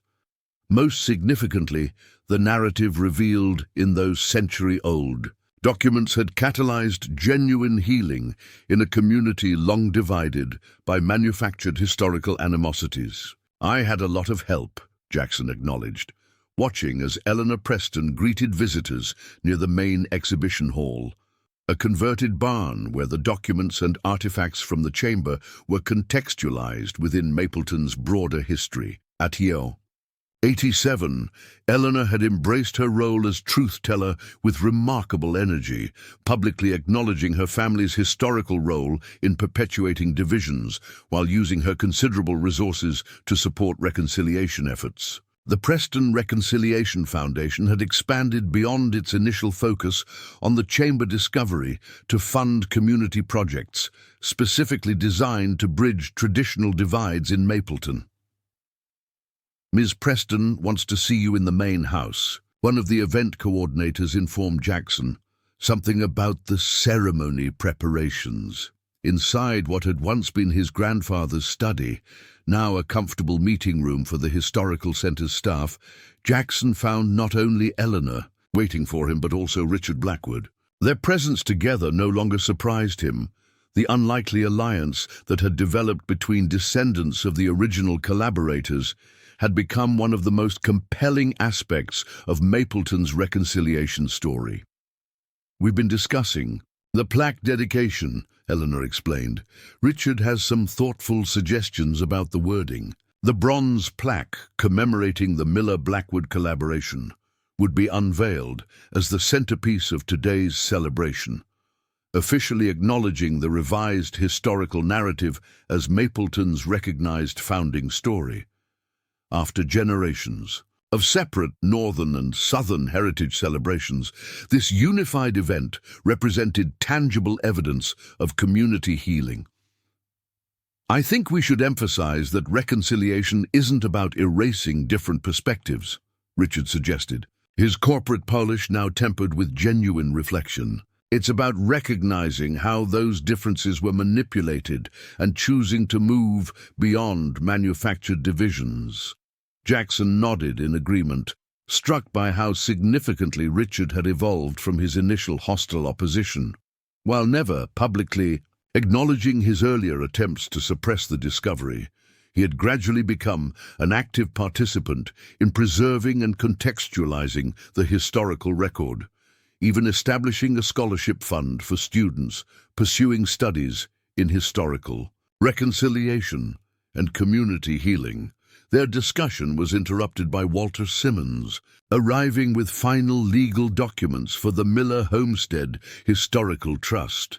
The framework they had developed ensured the property and its contents would remain protected in perpetuity, governed by a diverse board representing all segments of the Mapleton community. "Once you sign these, it's official," Walter explained. "The property transfers to the trust, with provisions for your lifetime residence rights and your position as historical director." This legal structure represented the culmination of months of careful planning, transforming Jackson's personal inheritance into a community resource while ensuring his family's continued connection to the property they had protected for generations. "Your grandfather would be proud," Walter noted as Jackson signed the documents. "You've fulfilled his vision of preserving these materials until the right moment for their revelation." Outside, the celebration was gaining momentum as hundreds of Mapleton residents gathered on the homestead grounds.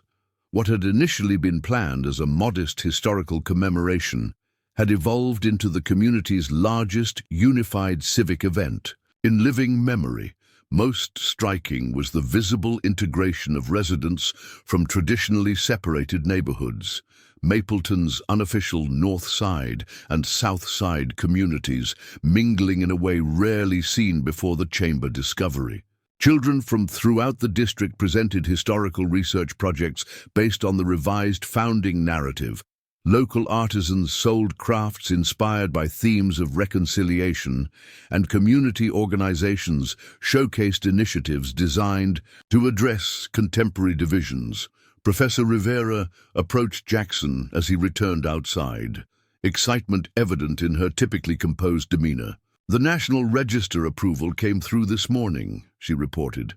"The Miller-Blackwood Chamber is now officially recognized as a site of exceptional historical significance. This provides another layer of protection and opens additional funding opportunities." This national recognition validated what the Mapleton community had already embraced, that the underground chamber and its contents represented historical significance beyond local interest. The story of former enemies finding common purpose against those who profited from division resonated in contemporary America's polarized landscape. As the formal ceremony began, Jackson took his place on the stage alongside Eleanor Preston, Richard Blackwood, and community leaders representing Mapleton's diverse constituencies. Looking out at the assembled crowd, he was struck by the presence of many who had initially opposed the historical revelations, now participating in a celebration of reconciliation rather than division. Mayor Thompson, once hesitant to challenge established historical narratives, now spoke eloquently about embracing complex truths. Mapleton's strength has never been in maintaining comfortable fictions, but in the resilience demonstrated by those who sought common ground despite powerful forces driving them apart. When Jackson's turn came to address the gathering, he found himself reflecting on the remarkable journey from unwanted inheritance to community transformation. 6 months ago, I stood in the county courthouse facing the imminent loss of a property I hadn't asked for and couldn't afford to keep, he began. I was an unemployed history teacher with dwindling savings and limited options. The discovery beneath this land didn't just change my personal circumstances. It offered our entire community an opportunity to reconsider the narratives that have shaped our collective identity. He gestured toward the chamber exhibition, where visitors continued to move through displays explaining the Miller-Blackwood collaboration. What my ancestors preserved wasn't simply historical artifacts, but evidence of something profound, that reconciliation across seemingly unbridgeable divides is possible when people recognize how artificial separations serve interests beyond their own. Joseph Miller and Winston Blackwood were literal enemies in our nation's bloodiest conflict, yet they found common purpose in opposing those who profited from perpetuating that division. As Jackson spoke, he noticed many in the audience nodding in recognition. The parallels to contemporary political and social polarization were impossible to ignore. The question their legacy poses to us isn't just historical, but immediately relevant. What divisions in our own time are maintained not because they reflect genuine irreconcilable differences, but because they benefit those who prefer we remain separated from one another? The plaque unveiling that followed represented more than ceremonial acknowledgement of revised history. As Jackson and Richard jointly removed the covering to reveal the bronze commemoration of their ancestors' collaboration, spontaneous applause rippled through the crowd. Recognition that this symbolic act represented genuine community healing. The celebration continued into evening, with music, shared meals, and conversations that bridged long-standing community divisions. Jackson found moments to observe the transformations occurring throughout the property that had once represented financial burden, but now embodied possibility and renewal. The farmhouse itself had been carefully restored, maintaining its historical character while incorporating necessary updates. Jackson and Ella occupied the family living quarters, while other sections served educational and administrative functions for the historical center. The underground chamber, now properly preserved and protected, welcomed researchers and visitors in limited numbers to protect the fragile artifacts. Its contents had been meticulously documented, digitized, and made accessible worldwide through a comprehensive online platform. Most significantly, the property that had been neglected for decades now hummed with purpose and activity, hosting educational programs, community events, and reconciliation initiatives that extended far beyond historical interest to address contemporary divisions. As twilight settled over the homestead, Jackson found Eleanor Preston sitting quietly on the porch, observing the celebration with evident satisfaction. "I've been thinking about legacy, Jackson," she said as he joined her. "For generations, my family's legacy in Mapleton was buildings, bearing our name, institutions we controlled, and economic influence we wielded. I find it fitting that my contribution will instead be acknowledging truth and supporting healing. The Preston Reconciliation Foundation will continue that work long after both of us are gone," Jackson noted. Eleanor nodded. "And the Miller Blackwood Chamber will continue educating future generations about both past divisions and the possibility of reconciliation. Together, they represent a more honest legacy than generations of manipulated narratives." As night fell and the celebration gradually dispersed, Jackson found Ella sitting near the restored well structure. The collapsed entrance that had initially revealed the underground chamber now stabilized and incorporated into the historical exhibition. "Everything so different from when we first came here," she observed as he sat beside her. "We were just trying to figure out what to do with an old farm we couldn't afford, and now we're running a historical center that's changing how people understand each other." "That's what happens when you follow truth, wherever it leads," Jackson replied. "It rarely takes you where you expect it to go, but often where you need to be." Later that night, after the guests had departed and the homestead grounds grew quiet, under starlight Jackson returned to his grandfather's study, now his own living space and office. Thomas Miller's journal lay open on the desk, the final entry visible in the aging handwriting. "To whoever discovers the chamber when the time is right, understand that preserving truth against convenience, maintaining integrity despite pressure, and valuing reconciliation above division are tasks that never truly end. Each generation faces its own version of these challenges. The evidence we've preserved isn't just about the past, but offers guidance for confronting similar forces in whatever future may come." Jackson closed the journal gently, reflecting on how prophetic his grandfather's words had proven. The underground chamber's contents hadn't just revised historical understanding, but offered a template for addressing contemporary polarization, a reminder that many divisions portrayed as inevitable or natural are in fact deliberately constructed and maintained. From his window, the Miller homestead spread before him in moonlight, no longer a burden of tax obligations and repair needs, but the physical center of community renewal.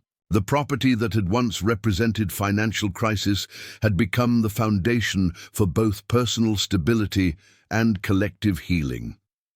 What had begun with a reluctant inheritance and a collapsed well had evolved into something none could have predicted, a catalyst for transformation that extended far beyond property boundaries to touch the social fabric of an entire community. For generations, the Miller family had served as quiet guardians of historical truth, preserving evidence until the right moment for its revelation. Now that legacy had found its fulfillment not just in revealing the past, but in shaping a more honest and unified future. Proof that even the most entrenched divisions can heal when people choose reconciliation over comfortable but artificial separation.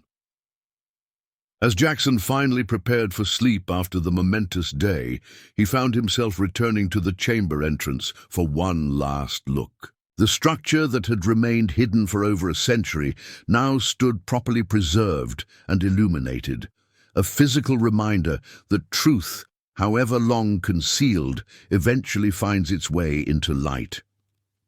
The century-old chamber beneath the Miller homestead had revealed more than historical artifacts. It had uncovered the possibility of healing divisions through honest confrontation with the past, a legacy far more valuable than the property itself could ever be. 5 years later, golden late afternoon sunlight streamed through the restored windows of the Miller homestead as Jackson prepared for the 5th anniversary celebration of the Mapleton Historical Center. Standing in what had once been his grandfather's study, now his office as executive director, he adjusted his tie while gazing at the framed photograph on his desk. The original moment when he and Ella had first peered into the collapsed well structure, unaware of how that discovery would transform not just their lives, but an entire community. "The governor's car just arrived," announced Ella, now 19 and home from her first year at State University, where she was studying public history, a career path directly inspired by their experiences with the chamber discovery. "And the PBS documentary crew is setting up near the exhibition hall." What had begun as a local historical curiosity had evolved into a nationally recognized model for community reconciliation through historical truth-telling. The American Historical Association had awarded the Mapleton Project its highest honor for public history initiatives the previous year. Universities sent graduate students to study the community transformation process. Most significantly, several other towns with similar histories of manufactured division had implemented programs based on the Mapleton model of reconciliation through collaborative historical research. 5 years, Jackson mused as he followed Ella outside. "Sometimes I still expect to wake up in that apartment with rejection emails and past due notices." The Miller homestead grounds were barely recognizable from the overgrown property Jackson had reluctantly inherited. Carefully maintained paths wound through gardens designed to represent different historical periods of the farm's operation. The restored barn housed the main exhibition space, where the chamber documents were displayed, alongside contemporary materials showing their impact on the community. Most striking was the Chamber Preservation Building, an architecturally award-winning structure that protected the underground space while allowing visitors to observe its contents through specialized viewing platforms. The celebration gathering on the grounds represented the most concrete evidence of transformation. Mapleton's traditionally separated communities were now functionally integrated, with neighborhood boundaries that had once defined north and south divisions increasingly irrelevant to younger residents. The town council, once dominated by representatives who emphasized distinct regional identities, now focused on unified community development. Governor Martinez approached with an entourage of officials, greeting Jackson warmly. "The Mapleton Project has become a case study in historical reconciliation," she noted. "We're implementing similar initiatives in 3 other counties with comparable historical divisions." As Jackson guided the governor toward the anniversary exhibition, he spotted Richard Blackwood speaking with a group of university researchers. The once hostile developer had undergone perhaps the most remarkable personal transformation of all, eventually embracing his family's complex legacy and establishing the Blackwood Fellowship for Reconciliation Studies at the State University. Jackson called a familiar voice. Walter Simmons, now retired but still serving on the Historical Trust Board, approached with a distinguished-looking man in his 50s. "I'd like you to meet someone. This is Professor James Harrison from the Smithsonian. He's here about the National Exhibition." The Smithsonian Institution's upcoming exhibition, Divided Histories, Communities Confronting Manufactured Separation, would feature the Mapleton Chamber discovery as its centerpiece. Original artifacts would temporarily travel to Washington, while digital displays would allow visitors to virtually explore the underground space and its historical context. "Your preservation methods have become a model for similar sites," Professor Harrison explained as they toured the chamber exhibition. particularly the balance you've achieved between physical preservation and public accessibility. The anniversary program began with a community choir performing songs from both northern and southern traditions, now integrated into a single musical narrative rather than separate heritage performances. Young students, many of whom had never known Mapleton before the reconciliation process, presented research projects examining how artificial divisions had affected various aspects of community life and how reconciliation efforts had transformed them. When Jackson's turn came to address the gathering, he found himself reflecting not just on the chamber discovery, but on the 5-year journey of community transformation. When we first uncovered the chamber beneath this property, we thought we had discovered historical artifacts, he began. What we actually found was a different kind of truth, that reconciliation across seemingly permanent divisions is not only possible, but has historical precedent in our own community. He gestured toward the crowd, where Eleanor Preston sat in the front row. At 92, her physical strength had diminished, but her commitment to historical honesty remained unwavering. The Preston Reconciliation Foundation she had established had expanded its work throughout the region, funding similar projects in communities struggling with historical divisions. The most powerful legacy of Joseph Miller and Winston Blackwood isn't just the physical evidence they preserved, Jackson continued. It's the example they provided of former enemies finding common purpose despite powerful forces encouraging their continued division. Their collaboration reminds us to question whether the separations we accept as inevitable in our own time may actually serve interests beyond our own. A video montage displayed on large screens showed the transformation of Mapleton over 5 years. Separate community celebrations merging into unified events, previously segregated civic organizations, combining resources, and most tellingly, maps showing how residential patterns had gradually integrated as artificial neighborhood boundaries lost significance. The chamber beneath this land contained historical truth, Jackson concluded. But the real transformation has occurred not underground, but in the community above, in the relationships rebuilt, the assumptions questioned, and the healing that becomes possible when we confront manipulated divisions with courage and honesty. Following the formal program, attendees moved through expanded exhibitions, documenting both the historical discovery and its contemporary impact. The original chamber journals and manuscripts remained the centerpiece, but they were now contextualized within a broader narrative of community transformation and ongoing reconciliation efforts. As evening approached, Jackson found a moment of quiet reflection at the original well entrance, now preserved under a protective structure, with educational displays explaining its significance. Ella joined him, accompanied by several of her university classmates, who had traveled to witness the anniversary celebration. My history professor still can't believe my dad just stumbled across all this because he couldn't pay property taxes, Ella remarked, with the good-natured teasing that had become part of their family narrative. Sometimes the most significant discoveries come from desperate circumstances, Jackson replied, remembering those first overwhelming days when the inheritance had seemed nothing but burden.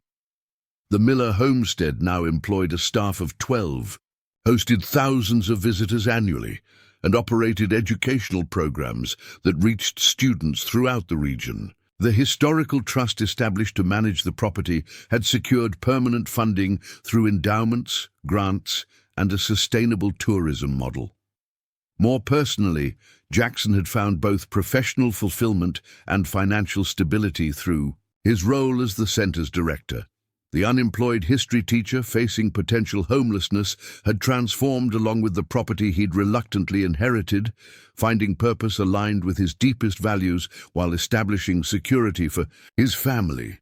As twilight settled over the homestead, a special ceremony commenced near the chamber entrance. 5 years earlier, the plaque commemorating the Miller-Blackwood collaboration had been unveiled as a symbol of historical recognition. Tonight, a new monument would be dedicated, one acknowledging the contemporary community members who had embraced reconciliation despite long-established divisions. Eleanor Preston and Richard Blackwood jointly presided over the unveiling, their unlikely alliance embodying the very reconciliation their ancestors had envisioned. The monument bore names of community leaders who had championed the revised historical narrative despite initial resistance, organizations that had merged previously separate operations, and educational initiatives that had transformed how younger generations understood their community's past. This monument recognizes not just history, but ongoing commitment, Eleanor stated, her voice frail but determined. Reconciliation isn't achieved through single moments, but through sustained effort. To understand ourselves honestly and relate to each other with integrity. Richard Blackwood, whose corporate demeanor had given way to authentic engagement over the years, added, "Our ancestors failed to fully implement their vision of a unified community because powerful interests perpetuated division. Our generation has the opportunity to succeed where they could not, by prioritizing shared humanity over manufactured separation." As night fell and celebration lights illuminated the homestead grounds, Jackson watched community members whose families had maintained careful distance for generations now engaging in genuine conversation and collaboration. Children who had grown up with the revised historical narrative moved easily between groups that their parents and grandparents would have considered separate territories. Inside the main house, where portions remained Jackson's private residence, while others served public functions, he found a moment of solitude in the study that had once belonged to his grandfather. Thomas Miller's journal remained prominently displayed, a reminder of generations of family stewardship that had preserved historical truth until the moment when it could heal rather than harm. The final pages of the journal, which Jackson had read countless times, seemed particularly relevant on this anniversary night. The keeper of uncomfortable truth bears a burden, but also a privilege. Truth preserved without a timeline for its revelation requires faith that future generations will recognize its value and find courage for its proper use. I maintain this chamber not knowing when its contents might emerge, but trusting that when they do, they will serve reconciliation rather than division. Jackson closed the journal gently, reflecting on how fully his grandfather's vision had been realized, not just in the preservation and revelation of historical materials, but in their transformative impact on contemporary community life. Outside his window, the celebration continued as Mapleton residents, no longer defined primarily by historical factions, shared music, food, and conversation across boundaries that had once seemed permanent. The governor consulted with community leaders about implementing similar reconciliation initiatives throughout the state. University researchers documented the process for application in other divided communities. What had begun with a desperate, unemployed teacher facing tax foreclosure on an unwanted inheritance had evolved into a model for addressing polarization through historical honesty and intentional reconciliation. The collapsed well that had revealed the underground chamber had ultimately uncovered something far more valuable than historical artifacts. It had revealed a path toward healing divisions that had once seemed irreconcilable. As the celebration concluded, visitors departed, and the homestead grounds grew quiet under starlight.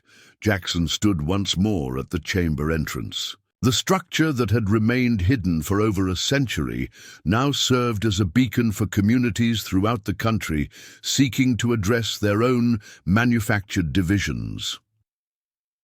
Thomas Miller's final journal entry echoed in Jackson's mind. Truth preserved awaits the courage of those who will use it wisely. 5 years after the chamber's discovery, that courage had manifested not just in historical acknowledgement, but in genuine community transformation. Proof that even the most entrenched divisions can heal when people choose reconciliation over comfortable separation. The century-old chamber beneath the Miller homestead had revealed more than historical artifacts. It had uncovered the possibility of reimagining community identity based on shared humanity rather than manufactured division, a legacy whose value transcended any property or historical treasure. In that moment, Jackson fully understood what his grandfather had protected all those years. Not just documents or artifacts, but the potential for healing. A potential now being realized in ways Thomas Miller might have hoped for, but could never have fully imagined. The unwanted inheritance that had once represented financial crisis had become the foundation for transforming not just one family's circumstances, but an entire community's understanding of itself, and potentially a model for addressing similar divisions throughout a nation struggling to bridge its own polarized landscape. Up next, you've got two more standout stories right on your screen. If this one hit the mark, you won't want to pass these up. Just click and check them out. And don't forget to subscribe and turn on the notification bell so you don't miss any upload from us.